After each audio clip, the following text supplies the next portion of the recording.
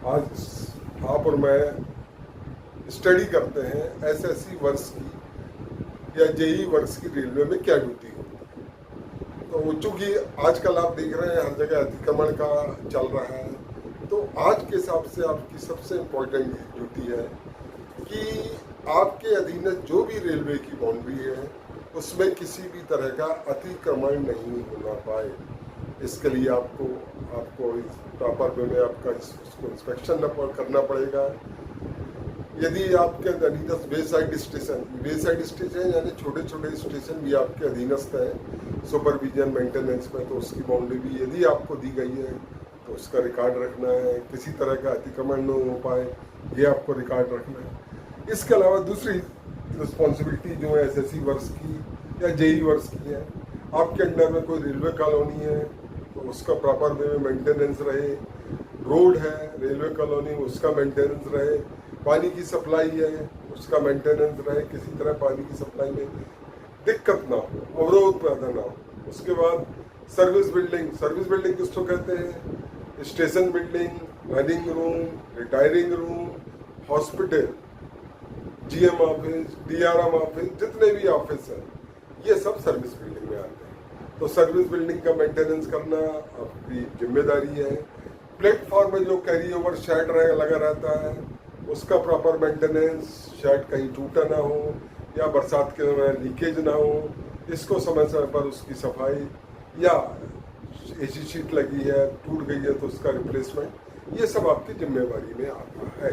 इसके अलावा भी आपकी जिम्मेदारी ये है यदि किसी अफसर का इंस्पेक्शन हो, किसी अधिकारी का इंस्पेक्शन हो, कॉलोनी का या आपका सर्विस बिल्डिंग का जो आपके अधीनस्थ सर्विस बिल्डिंग है, तो उस निरीक्षण या इंस्पेक्शन में आपको रहना जरूरी है आपको, ताकि आप अफसर को उचित जानकारी दे सकें। उसके बाद रिकॉर्ड अप टू डेट रखना जरूरी है। कोई अफसर कोई रिकॉर्ड मांगे कॉलोनी का, कितने क्वार्टर्स हैं या कितनी सर्विस बिल्डिंग है, इन सब का रिकॉर्ड रखना आपकी बेसिक जिम्मेदारी है।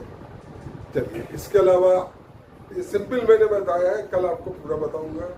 उसके बाद दूसरे विभाग के अधिकारी, दूसरे विभाग के अधिकारी या कर्मचारी जैसे एसएनटी, सिग्नल, इलेक्ट्रिकल, उनसे आपको हमेशा संबंध बना के रखने हैं ताकि कोऑर्डिनेशन हमेशा जरूरी है। कोऑर्डिनेशन यानी एक प्रकार से आपस में व्यवहार बहुत अच्छा होना चाहिए ताकि आप उनको जरूरत पड़े तो आप काम आए, आपको जरूरत पड़े तो उनकी सहायता मिल सके। चलिए, ये हो गया। उसके अलावा जो है कॉलोनी की वाटर सप्लाई भी अब देखते हैं।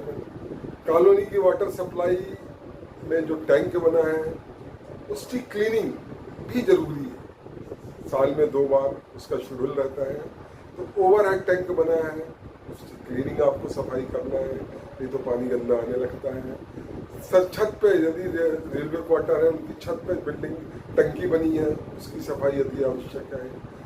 सर्विस बिल्डिंग छत पे, स्टेशन पे या कहाँ जहाँ भी कोई टंकी बनी है उसकी सफाई करना आवश्यक है। अब आ जाते हैं सैनिटरी पे। देखिए, मैं सिंपल में बता रहा हूँ, कल आपको पूरा सिस्टमेटिक बताऊंगा।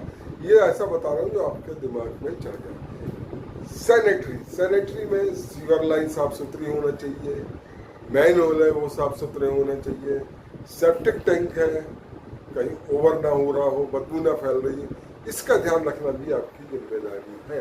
ये सब आपको मेंटेन आपको करना है। उसके अलावा और भी जिम्मेदारियां हैं। कोई नया वर्क आपको शामिल करना है तो उसका साइट प्लान बनाना है, उसका एस्टीमेट बनाना है। उसके अलावा आपके अंडर में यदि कोई स्टोर है तो स्टोर में जो मटेरियल है उसका प्रॉपर मतलब आपको चेक करना है सही है कि गलत है, और जो साइट पे मटेरियल है स्टोर में वो आपके रजिस्टर के रिकॉर्ड से मिल रहा है कि नहीं, ये सब भी रखना आपकी जिम्मेदारी है। उसके बाद यदि आपके अंदर में कोई मास्टर है, आप हाजिरी लेते हैं, लेबर की अटेंडेंस लेते हैं, उसका भी प्रॉपर वे में आपको रिकॉर्ड रखना है। ये हो गया आपकी बेसिक जिम्मेदारी। अब थोड़ा सा और देख लेते हैं।